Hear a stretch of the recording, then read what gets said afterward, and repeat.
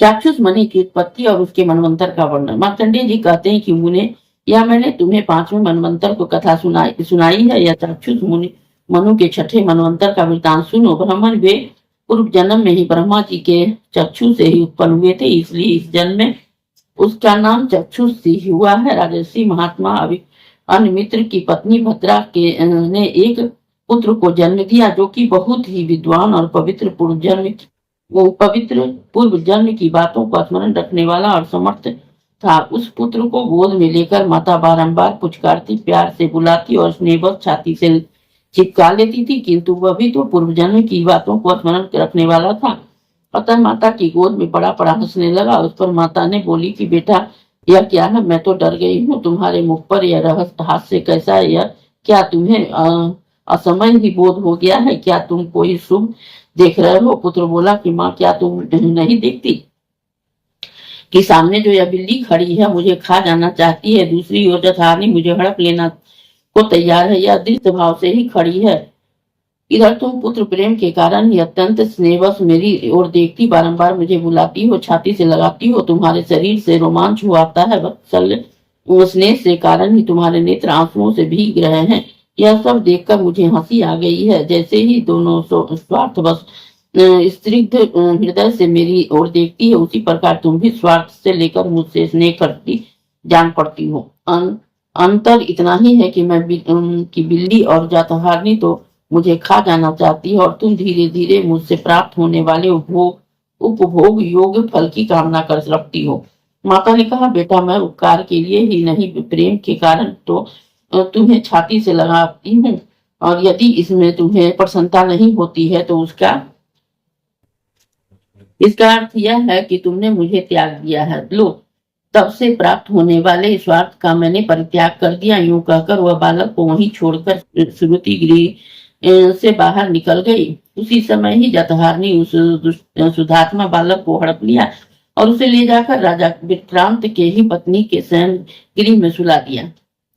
फिर रानी के नवजात पुत्र को ही लेकर दूसरे के घर में रख दिया और उसके बालक को ले जाकर अपना ग्रास बना लिया। इस प्रकार नवजात शिशुओं को ही चुराने वाली वह क्रूर राक्षसी तीसरे घर को से बालक को खा लिया करती थी। बालकों को चुराने और बदलने का काम वह प्रतिदिन करती थी। राजा विक्रांत ने अपने घर में आए हुए बालक का क्षत्रियोचित संस्कार कराया और बड़ी प्रसन्नता के साथ ही नामकरण संस्कार की विधि पूरी करके उसका नाम आनंद रखा।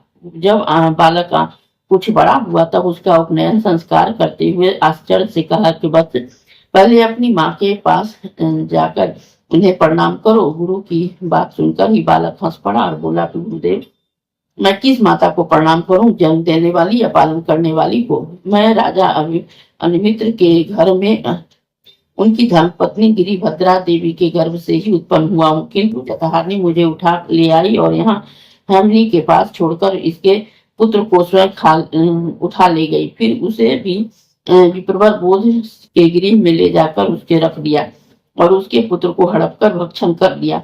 रानी हेमनी का पुत्र वहाँ ब्रह्मोचित संस्कार के साथ ही पलित हो रहा है और मैं यहाँ आपके संस्कार करा रहा हूँ।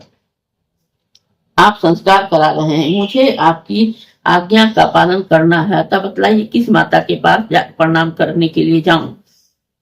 गुरु बोले, बेटा, यह बड़ा ही गहन संकट उपस्थित हुआ है। मेरी समझने में कुछ भी नहीं आता है। मोह से मेरी बुद्धि भ्रांत हो रही है। आनंद ने कहा कि महर्षि, संसार में ऐसी ही व्यवस्था है, इसमें मोह के लिए कहाँ अवसर है। सोचिए तो, कौन किसका पुत्र है, कौन किसका बंधु। जीव जन्म लेने के बाद से ही मनुष्य का संबंधी होता है, किंतु मरते ही उसके सभी संबंधी छूट जाते हैं। यहाँ भी जिसका जन्म हुआ वह जन्म के साथ ही बंधु बांधवों से संबंध जुड़ गया। उसका देह का अंत होने ही सारा संबंध टूट जाता है। इसलिए मैं कहता हूँ, संसार में रहने वाला जीव का कोई भी बंधु बांधव नहीं है। भला कौन किसके साथ सदा ही बंधुत्व निभाता है। मैंने तो इसी जन्म में 2 माताएं 2 पिता प्राप्त किए हैं।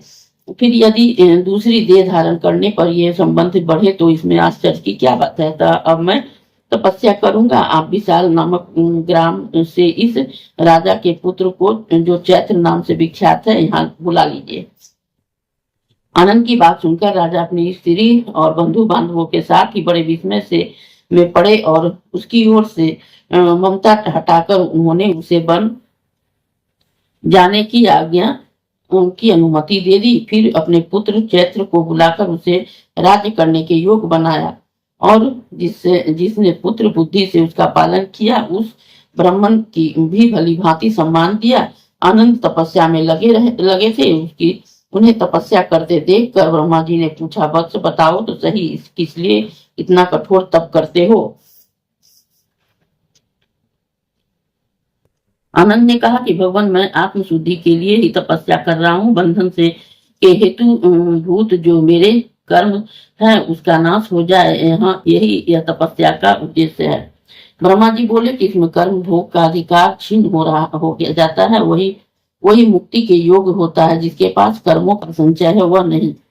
तुम तो सत्वाधिकारी हो, मुक्ति कैसे पा सकोगे? तुम्हें छठा मनु होना है। चलो अपने धर्म अधिकार का पालन करो, तुम्हारे लिए तपस्या की आवश्यकता नहीं है। मनु की मर्यादा का पालन करके तुम मुक्त हो जाओगे। ब्रह्मा जी ने यूं कहने पर ही परम बुद्धिमान आनंद को तथास्तु कहकर उसकी आज्ञा स्वीकार की और तपस्या से विरत होकर ही मनु का कार्य पूर्ण करने के लिए वहां से चल दिए। ब्रह्मा जी ने उन्हें तपस्या से हटाते समय चाक्षुष नाम से ही संबोधित किया, इसलिए वे उसी नाम से ही प्रसिद्ध हुए। उन्होंने ही राजा उग्र की कन्या विदग्धा से विवाह किया और उसके गर्भ से विख्यात पराक्रमी अनेक पुत्र उत्पन्न किए। चाक्षुष मनवंतर में आर्य, प्रसूत, भव्य, यूथक और लेख ये 5 देवगण थे। इन सभी गणों में 8 देवताओं का सन्निवेश था।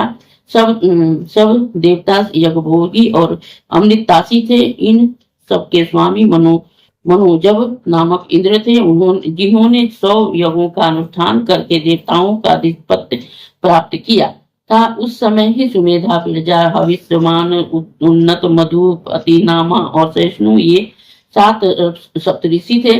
पुरु पुरु और सत्यधुरुम नाम आदि महाबली नरेश चाक्षुष मनु के पुत्र थे, जिन्होंने इस पृथ्वी का राज्य किया। इस समय व्यवसत नाम से ही साथ में मनु राज्य करते थे। उनके मनवंतर में जो देवता आदि हुए उनका वर्णन